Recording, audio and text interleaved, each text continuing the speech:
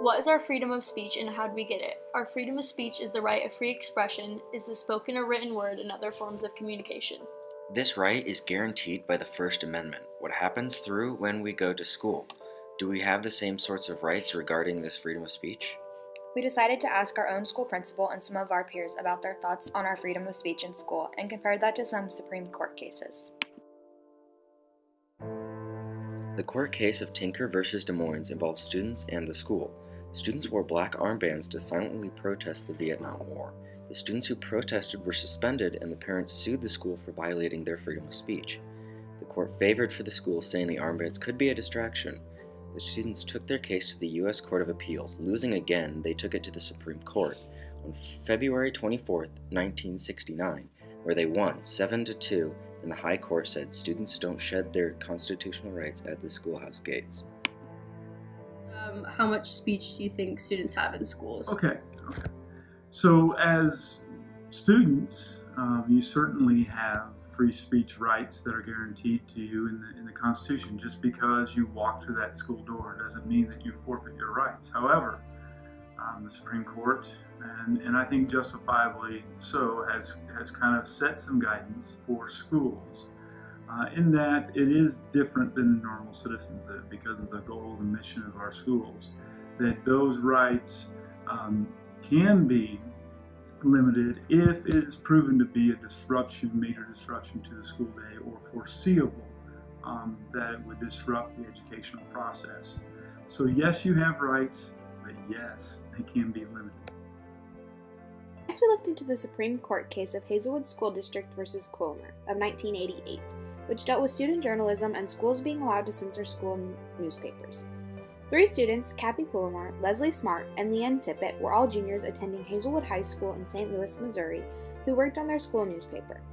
One issue of their school newspaper included articles about the impact of divorce and teen pregnancy, and the principal refused to publish these articles, saying they were too sensitive and contained too many personal details.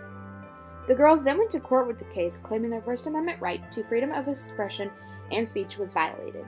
The Supreme Court ruled in favor of the school district, saying that the school newspaper isn't a public forum, it's a supervised learning experience in which students interested in journalism can participate. This case has impacted schools because they can censor newspapers and other forms of student expression, including theatrical productions, yearbooks, creative writing assignments, and campaign and graduation speeches. However, while schools can censor these forms of expression, it forces them to look more closely at student activity before they impose restrictions upon it. How much freedom of speech do you think we have in school?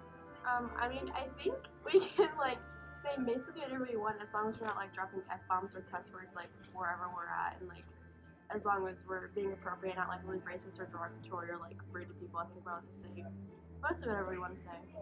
All right, and then do you think the school should have the right to censor school newspapers and other forms of student expression like the yearbook?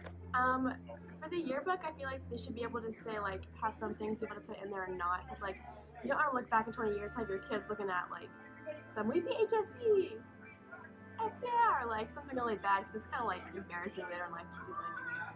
That's awkward. But if it's, I guess if it's appropriate for the mood, you could say it, but there are other words you can always say in order to express yourself. In 2011, Taylor Bell, a high school student at Itawamba Agricultural High School in Itawamba County, Mississippi, created and posted a rap recording on his publicly accessible Facebook and YouTube accounts. The record contained harassing, intimidating, and threatening statements against 2 high school teachers. The Itawamba County School Board later upheld Bell's suspension and is transferred to an alternative high school for the remainder of the grading period. Bell brought an action to the U.S. District Court for the Northern District of Mississippi against the board and the school's superintendent and principal, alleging that the measures violated his First Amendment right to free speech. In March 2012, the court granted the board's summary judgment, concluding that the record accounted to intimidation, harassment, and possible threat to the school employees, and the disciplinary measures were reasonable as a matter of law. Okay. I think compared to a private school student, we have lots of freedom when it comes to our speech because we're allowed to speak out against things we don't believe in. How much freedom of speech do you think we have in school? I think it's a little restricted on what we could say at school. I know there's some rules and regulations that you have to follow by in any public place, but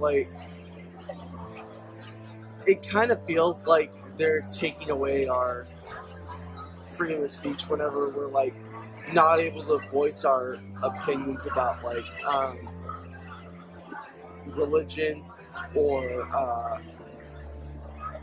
politics. Politics is another big one. Stuff like that.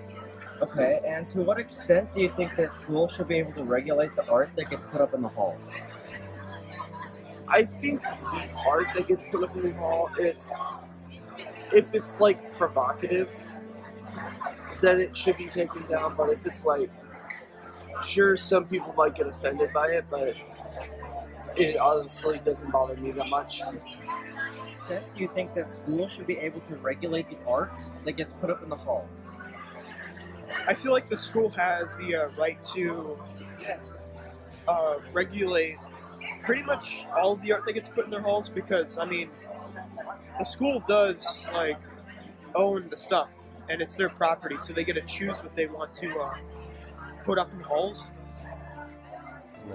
What seems to be the turning point from too much freedom to an understanding that the First Amendment can be part of the solution of better communication? Well, unfortunately, I think a lot of parents and teachers and educators think we have to choose between a safe school and a free school. I think that's a false choice.